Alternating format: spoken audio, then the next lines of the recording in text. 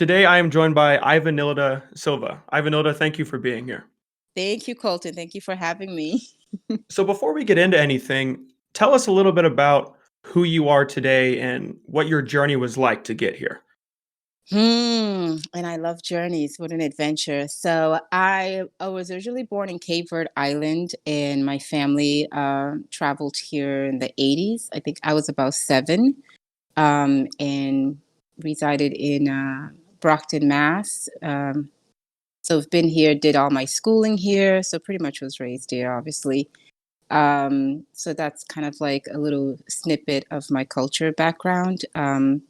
Look it up, Cape Verde. It's a paradise. I may be biased, but yeah. And then in growing up, I've always been fascinated with movement and just the arts, but movement specifically.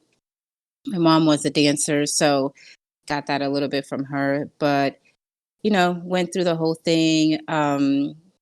Got pregnant early age. Got married. Did all that life stuff and motherhood and all that stuff, but always had a passion for anyone who knows me really dearly for movement and just, therapy, healing, service, helping others, just, helping people kind of like become and be their greatest versions and their strongest selves in whatever that looks like for them, because we're all individual, right?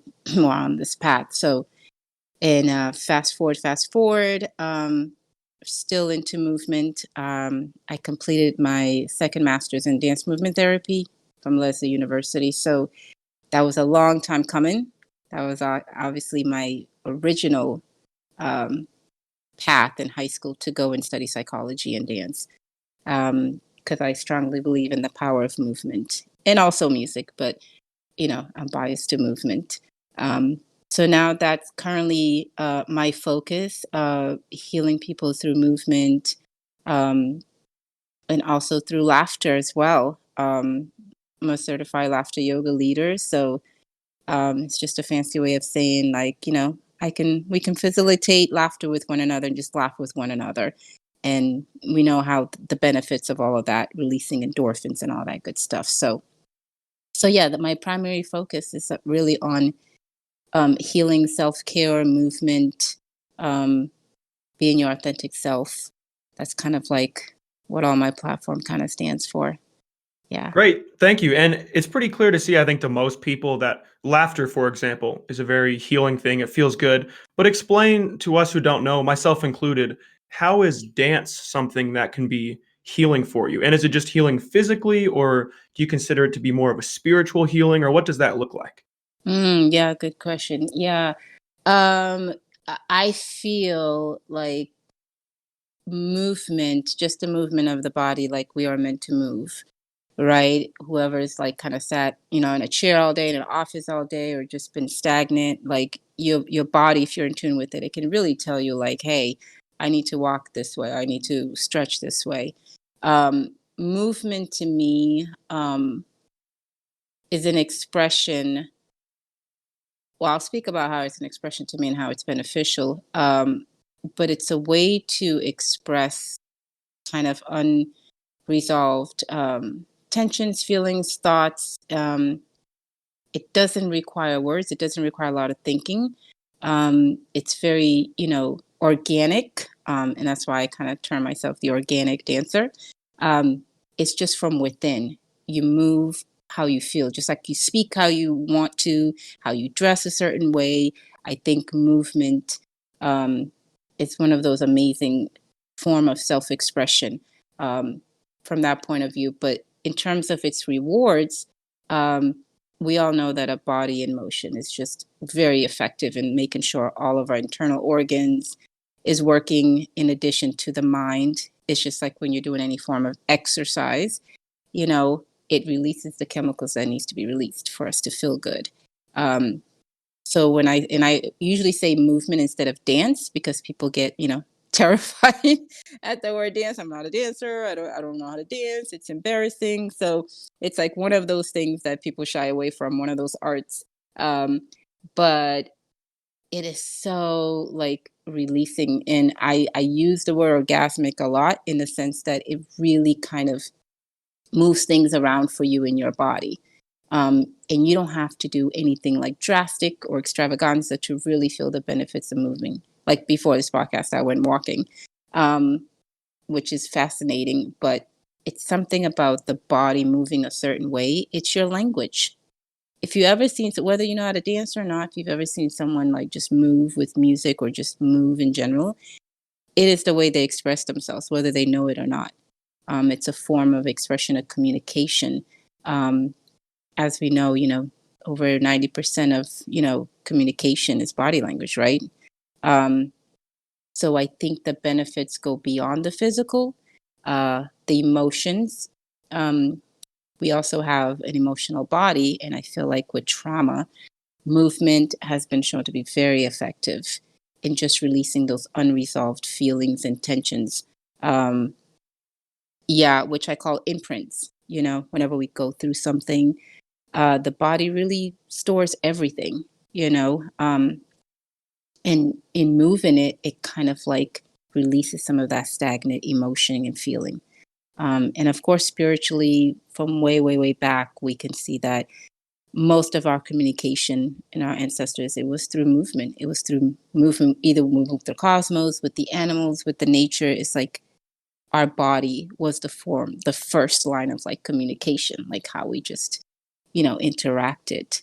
So yeah, it's like an overview of kind of just the benefits of it overall. And it's just fun.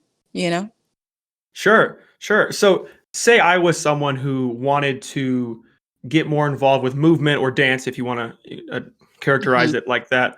Is there a certain path that you try to teach people, like start here, do this kind of particular movement, do this movement, and then you reach a certain point? Or is it more personalized to that individual? Mm.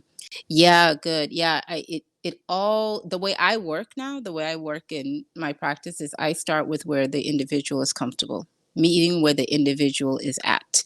And that's just, that's thanks to my training in social work. You meet the client where they're at, you meet the person where they're at. So, and not everybody is comfortable with moving. I'm very much aware of that, and that's what we're taught. And I think it's educating people on what, let's just say, dance or movement is. Even like moving of your fingers a certain way, that's movement. That's dance right there for me. So it's getting people out of that, mentality of like, I have to be like, you know, the belladonna, you know what I mean? I have to like be this professional dancer. But I really start with what, the person is comfortable with.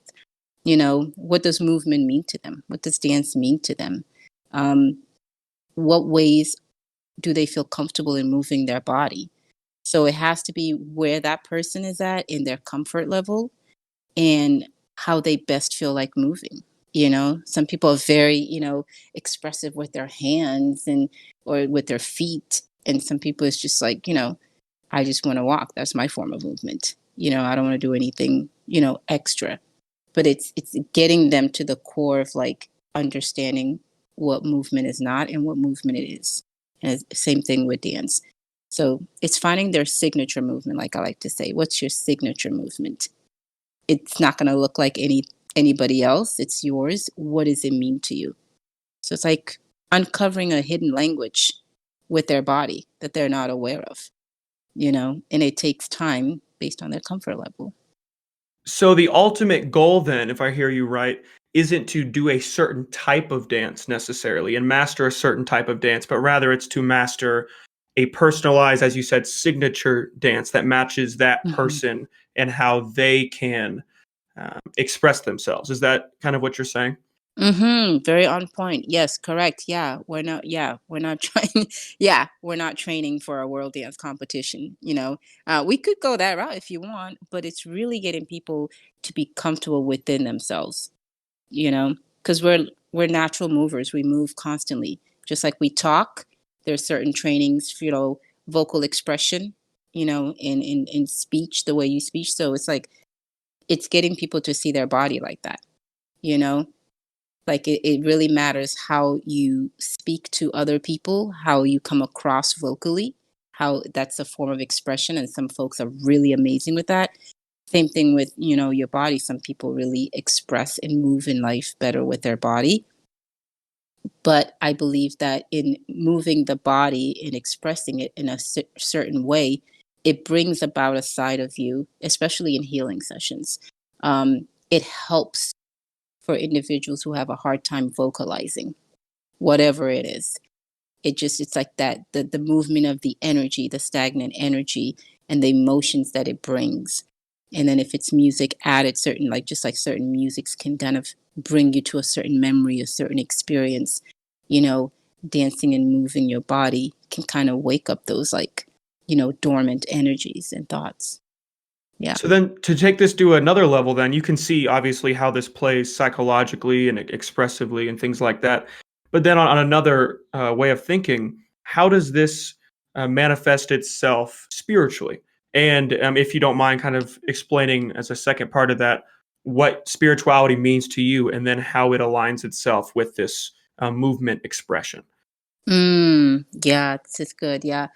I will start by saying that, nature is my spirituality. I'm big on nature. That's kind of where I get my grounding, where I get my strength. And, I just have to look to nature to see that everything is in constant motion. Everything is in constant expression. There's an ebb and flow. So nature itself is a great teacher, a great dance teacher. It's always moving. It's always, making space and allowing space for us to move with it, right? Um, so that's my spirituality comes from nature, from just studying nature and from studying certain animals, but mostly studying nature, specifically trees and any form of body of water. That's where I get my inspiration for the movements, my particular signature movements that I do. Um, in terms of what it means, what spirituality means to me, I'll start with that and then kind of tie it back into dance movement. Um,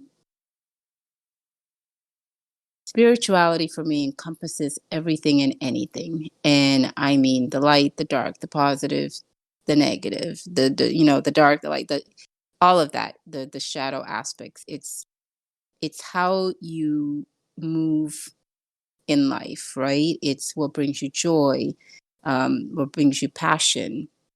It's encompassing all parts of you, not just, the rosy parts, as I like to call it. It's really being in tune with nature and being in tune with who you are at the core. And that sometimes it doesn't take into consideration like your upbringing or your culture sometimes, and things of that nature. It's really, for me, spirituality is like, how do you feel about yourself at the core with no outside external influences? Um, and how do you go about engaging, yourself with others and with the outside world? Um, to me, that's what spirituality means. It's really owning everything about yourself and moving in that manner, you know? Because I think when we think of spirituality for most folks, it's, you know, which is all good and dandy. It's not all namaste and peace and light, love and light, it's the raw self, the raw and uncut, like I like to say, the raw and uncut part of you, um, that you show to yourself and that you show to others. So it's really being authentic, with who you are and also connecting to nature. I think I keep it really simple, and pretty flow when I think about spirituality. Um, yeah, and the way it connects with dance and movement, the way I see it is just as an artist. If you're around an artist, or if you're an artist yourself, where it's like what they call we're in the zone. Like we're in the zone. Like I know when I'm dancing, there's a disconnect from this world and a connection to something, powerful, more powerful than me. And it's a sensation that I have yet to describe in words, but and it's a feeling and sensation that kind of like just life kind of like stops, everything stops, and you're in that whirlwind of passion and joy. And you can see this like with athletes, but artists primarily, specifically musicians. Um, and I have fellow dancers that, we all have that same language. We all have that same experience of just, one dancer of mine says that it's like a pull from the top of your head that just, it's like a waterfall extending upwards. That's kind of how she was described. It was just like a pull to connect to something powerful, more powerful than itself. And you can clearly see that in me when I'm in my zone, when I'm dancing. It's just a connection to a higher self, or, a higher energy, a very strong energy. Um, and that's kind of like how I can just kind of like make it visual for you to see, like, that's the powerful connection of like being in your passion and allowing, source, God, higher power, whatever, nature, to like, in a way, dance with you, in a way to connect with you, to like, elevate you to whatever stages you want to elevate. So I don't know if that all kind of like came around and asked your question, because I can get lost in it trying to put the words, but Sure. yeah, it's more of a sensation. So then, would you describe this as metaphysical, something that's outside of our regular physical reality? Or do you think this is just expressing something internally, or a little bit of both? And by that, you mean like dance movement, or? Yeah, your spirituality and dance Mm, associated with that as well. But your spirituality you talked about, are you thinking you're just through dance and other methods just expressing something internal, hmm that passion, that whirlwind you described?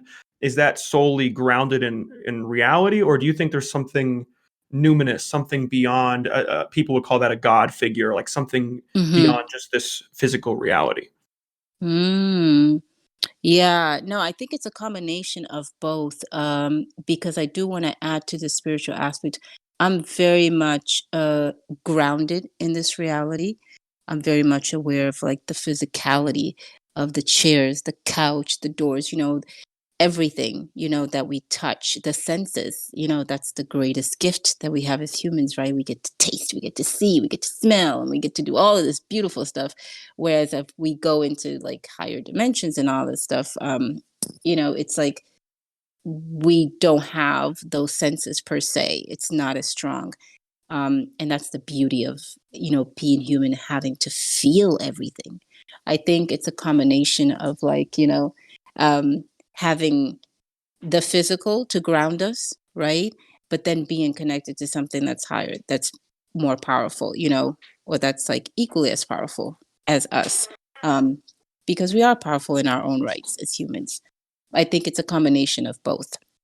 I don't think it's all metaphysical, spiritual. I don't think it's all like, in this reality. It's like having that beautiful dance together, because I'm not, too to the one extreme, of like, the woo woo community, which there's some joy, there's some fun, there's something in there. But um, yeah, I'm an analyzer as well. I mean, I use both sides of my brain. Like I feel like I have a good balance of that. Um, so I'm not like, naive or neglectful to like the realness, you know, of who we are and of like where we are. But I'm also equally intrigued and fascinated, and inspired by what we can't see, what we can't feel, what we can't taste, because that makes life just, just as beautiful as it can be. So I'm on both sides. So But I can understand that completely. There's a yeah. lot, even as someone like myself who's not particularly spiritual in a metaphysical way, hmm there's, at least on one level, so much beauty and love and things to be appreciated, even in the physical world. If you want to just start there, there is so Yeah. much to be experienced. And I think sometimes that gets overlooked by people jumping straight to, not to say this is a bad thing, but jumping hmm straight to a metaphysical or something like that. Whereas I think it devalues the fact that there actually is a lot of, you could even call it spiritual or numinous hmm things that happen in the physical world too. hmm Yeah. No, I think and I appreciate someone with your mentality and mindset, because I think we do easily get away from like really appreciating what's in front of us and what we can see and feel and touch. And I think to me, spirituality is like that's why I look to nature. It's like right there. There's a tree, there's a leaf. You could touch it, you could feel it, you can see it. But then it's so powerful. Like it has all these other elements that maybe you're not aware of. But it's like I can feel it, I can touch it, I can tell you there's a tree. I touched it, it was right there, and I felt it. And you can see the benefits of that. And I did this with a friend of mine a while back, of telling her all about trees and like their energy and their magnificent.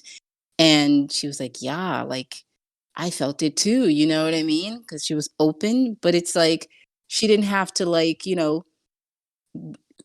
wait for something that is not visible because she's very left brain, very analytical. So I was like, yeah, just go hug a tree, go touch a tree, but like don't make it more than what it is. So I think spirituality is what you feel in yourself makes sense to you and resonates with you. You know what I mean? It could be anything and everything. It doesn't have to be what you think spirituality is. I think that's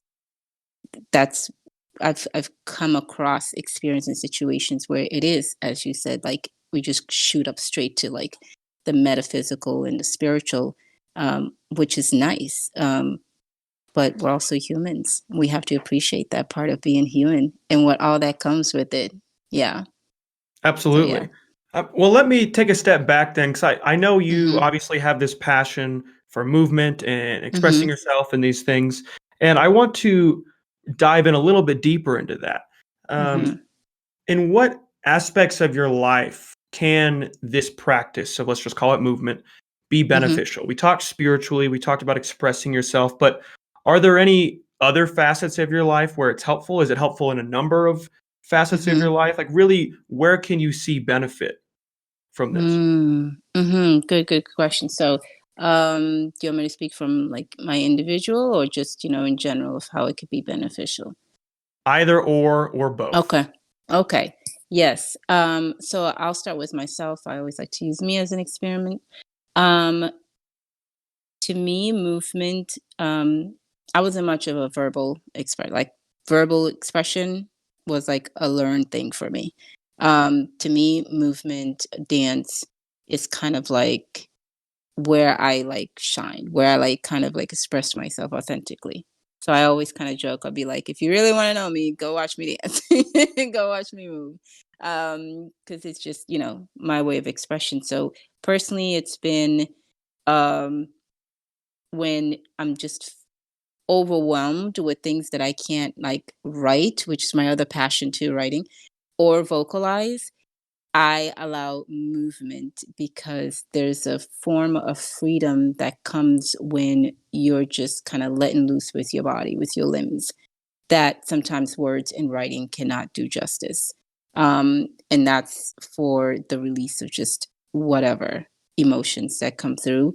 It's like, it's amazing what the body can like allow you to express and do once you're open to it. So personally, that's for me like how it's been helpful in not only expressing but just releasing any like unresolved, stagnant, kind of like old energies and emotions. Um, Generally speaking, how it can be beneficial for others, it's especially helpful for those who have gone through any form of trauma.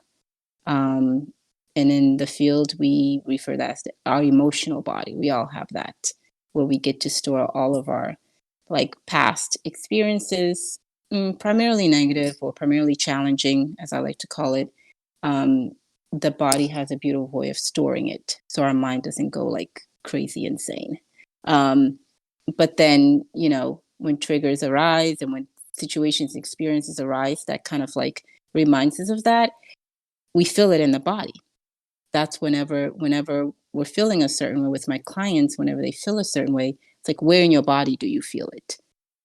And that's the number one question I ask. I don't really go to what are you thinking about it or how you feeling. Where in your emotional body are you feeling it? Usually it's the neck, the shoulder. So once we know where the sensation is coming, we can move certain parts of that body as a massage. That's like the first step, in kind of like working with folks specifically with, trauma experiences, or anything that has happened to the body. So we work with body parts that has the most resonance for the emotions that are coming up. So it's moving that part, allowing whatever emotions to come out. Sometimes there's like a moan, there's a groan, there's a yell, and that I've seen it allows for the clients then to really kind of like, first of all, ground, release and ground, and then to verbalize, their trauma, their past experiences. Breath also goes into play with it, but definitely movement. Once we figured out the point of tension on the body and where the trauma is being stored, then we can move to moving it, releasing it, and then we can move into like expressing it. Sometimes for folks, they need to write it and then verbalize it. So that's where you can see the most benefits with it, because traditional talk therapy sometimes doesn't work for folks that have gone through that. And for some folks, talking is amazing and talking is great, but coupled, I'm all about coupling two different methods, but coupled with dance movement, they're able to better verbalize, their experiences and their thoughts and moving forward in their healing journey. So that's what it is. That's what it is. Really working with the emotional body. So for something like you'll see massage therapy, they don't always recommend it that you do it every single day. It's more of a when needed or over certain periods of time. Is there a similar approach here that you really only do this when you have some kind of built up trauma, or is this something that people could get value from implementing into their day-to-day life? Yeah. No, I like that. Yeah. It doesn't hurt to implement in the daily life. I really don't like want to see it like as an exercise, you know what I mean?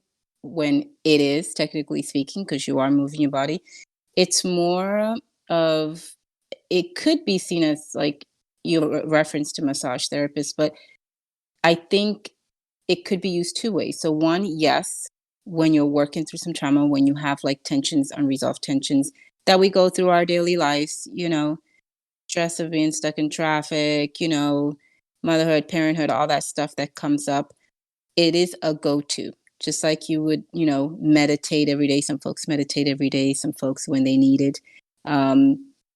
I think it is a good idea to have it like on a consistent basis, as part of your self-care regimen, to just, it's like checking in with yourself, right? Checking in with your body, and seeing if everything is kind of flowing and fluid, because it's really harmless, you know, because you're just it's a movement. Whereas massage therapy is like, yeah, you're really going in there. You're really kind of like, I personally think once a month, a massage therapist is good. But as far as like dance movement, I think it's just making it like part of your self-care regimen, just like as if you go to walk, or go to the gym.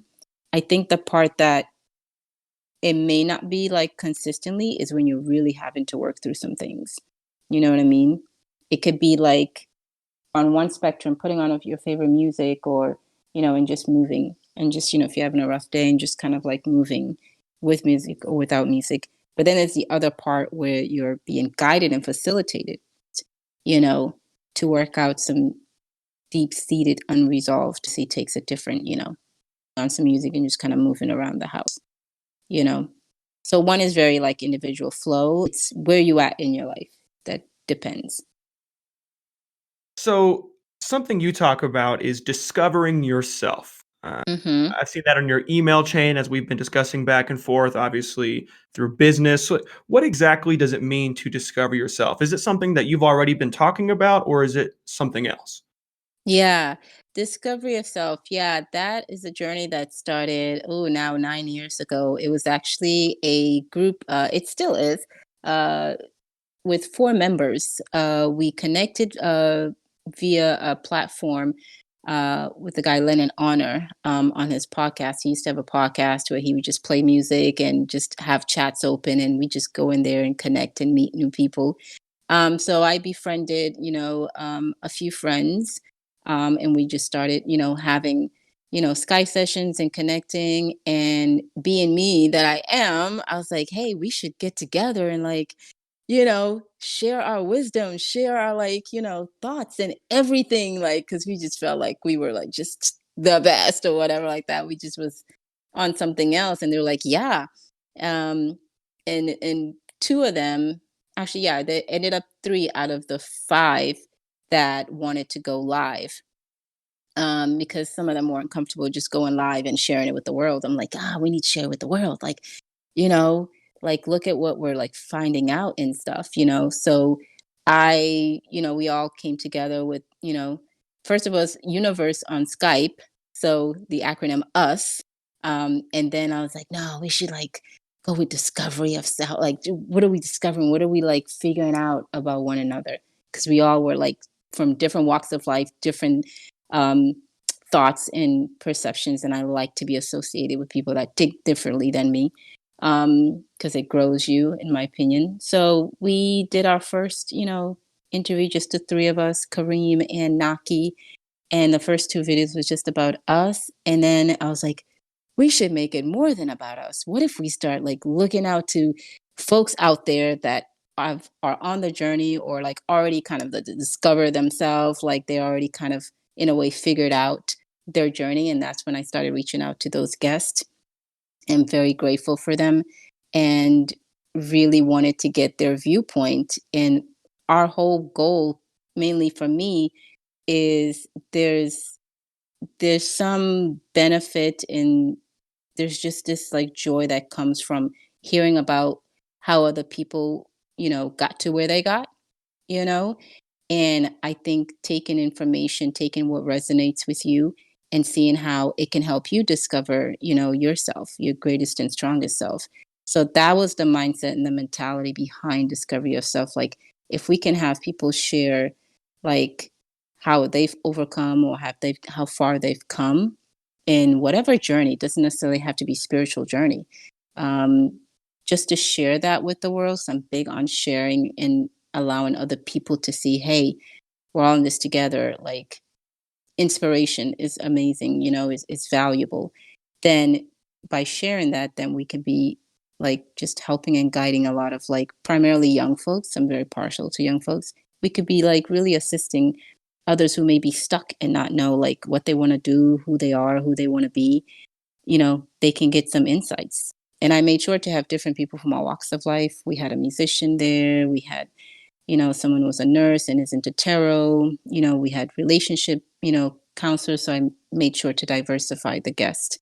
So that's kind of like how it ended up being. And like I was mentioning to you, like I'm working on revamping it, and I'm really refocusing my attention to get like your everyday but extraordinary people to come on and speak of their current journey, past journey, and future journey. So it's an exciting project that I'm embarking on now. And while we're talking about the project, is there a place that the listener should check out to maybe learn more about it? Yeah, they can go to discoveryofself4.webs.com. They can also email me at discoveryofself123@gmail.com. And currently taking like, guests to kind of start. I'm going to start it up in spring. Yeah, they can go through either of those. And on the website, you can even choose to become a member. We want it to be interactive. It's free of charge. You can become a member and share pictures from wherever you are. So there's a section on there where it shows pictures from different states, I think 2 different countries. And it's a forum where members can put, their thoughts and inspiration. So it's really meant to be very interactive and for the public and for the people. So they can reach me, yeah, those two ways if they're interested. And it's very free flowing. As you can see, like if they go there and see those videos, it's very free flowing, informal, just fun, but packed with information that I trust to be beneficial. So these types of conversations you would have in Discovery of Self, for example, seem to not be at the forefront today. You see, obviously, STEM and analytical conversations are being promoted, but do you think there is any kind of lapse in this liberal arts-esque field? These kinds of conversations of better understanding yourself and introspection or having more attention to emotion or things like that. Do you think that's lacking today? And if so, how could you improve that? Hmm. Yeah, that's a good point to bring up. I do think not per se that it's lacking. I think it's not being given the attention that it needs to. It's not being nourished like it needs to. Um, we all are very aware of the collective energy right now and emotions running high. I think it's it's people not taking the time to sit still and pause and ground. And I think, I say this with my clients that I've experienced, like the year of 2020, it just forced a lot of people to pause, to sit down, and a lot of people was having a hard time with it. And I'm like, I get you. I'm a social gal, so it's like it wasn't fun. But I think it's, for some people, they have forgotten the art of stillness and the art of just being with themselves. Um, and for some, it's an uncomfortable thing because that's where a lot of stuff comes up. You have to face, I guess your demons or whatever, your inner shadows.